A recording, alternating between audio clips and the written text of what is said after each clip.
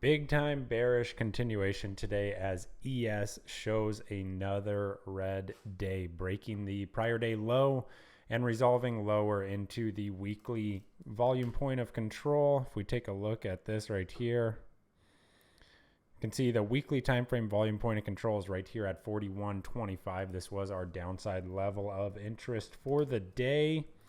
Looking at the actual intraday action, the main watch this morning was how price traded versus that 41.75. So we come into the open, you have an initial rejection right there, 41.75. Price resolves lower into our 41.55 level of interest, potential area of support. Test a VWAP there, that is the 2-hour trader framework, and then makes a fresh session low. Now from there we get another retest of the 41.75. This one actually made a fresh session high, sweeping some liquidity over the session highs before ultimately resolving lower into that 41.25. No bid there at the prior day low whatsoever. So it has absolutely been a seller's tape, as we've been mentioning repeatedly pretty much throughout the week. So the question becomes, what is next? Well, the bull scenario, the bull case, the bull thesis, is there one right now? Not really that I can see. We need bulls, we need buyers to go ahead and show up and actually show some strength and reclaim some of these near-term, what are now levels of resistance. Prior support, now going to be resistance. But we are not seeing really any buying materialize in this tape whatsoever. The bounces that we do see, likely some short covering that then fuels a move higher. You have buyers then stepping in with that short covering, and you can kind of get a bit of an explosive move. That's why I have been saying stay nimble. Keep those trails in, because that is something we definitely have to watch for. As far as legitimate buying, it's not here. It's not here. And so what I'm going to be looking at into Monday, we do have FOMC, but pretty much what we want to see is whether or not there's going to be any interest versus that weekly volume point of control right down here at 41.25.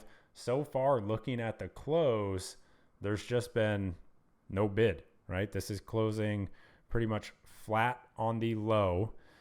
From here, looking at the weekly, you do have the 200 MA down here at 40.70, but as far as support on the weekly time frame, we're talking about 4K, 3,900 potentially.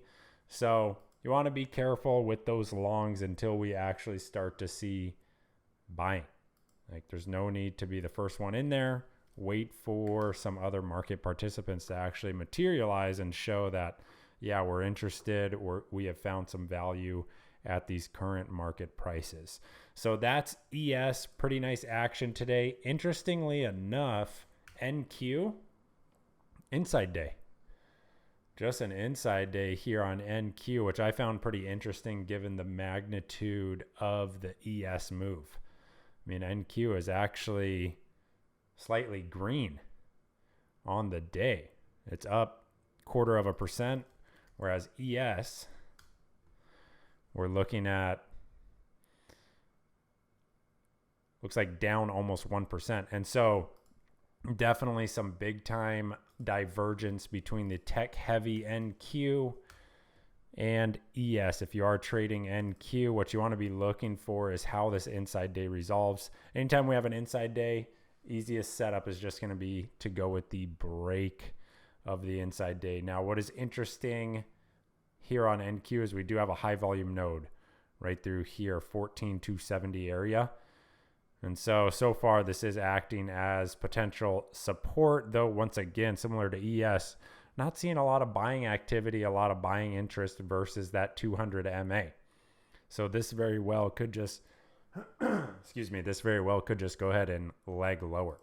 Now, as far as individual names, I do have Amazon on watch as a potential second day play. This did show relative strength today. I would like to see if it can show any type of continuation higher, though that daily bar with the wick up above is not looking so good anymore. So we'll have to see about that one come Monday. CVX, Massive move today, breaks daily support on huge volume. This is likely why ES and SPY are down way more than NQ is. There's a lot of strength in tech today. However, oil is going to weigh pretty heavily on SPX, on SPY, on ES. And so CVX, we're looking for that continued weakness on Monday. And then Google was also in the list. See, these tech names are kind of holding up decently well. So if Google can break 123.5, do have a decent setup for a long there. That's pretty much the list as far as Monday is concerned. I am going to do a full bigger picture write up with the weekly kickoff like I usually do, going over the ES setup and what we want to be looking for the weekly levels. As far as this week is concerned, we did hit that final downside level of interest at 41.25. So really the full weekly move has been complete. Pretty nice action this week, assuming you weren't overly bullish. That's about it for the recap. Any questions, guys?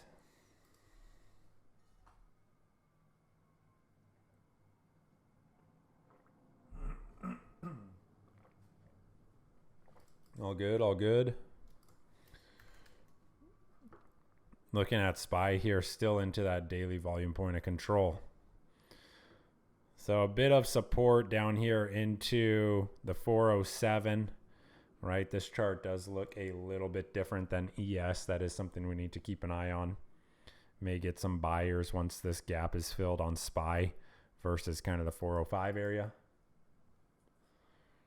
And QQQ, see if there's any difference here.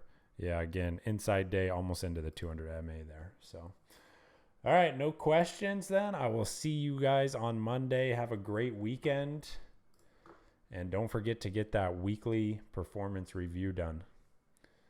Talk to you later.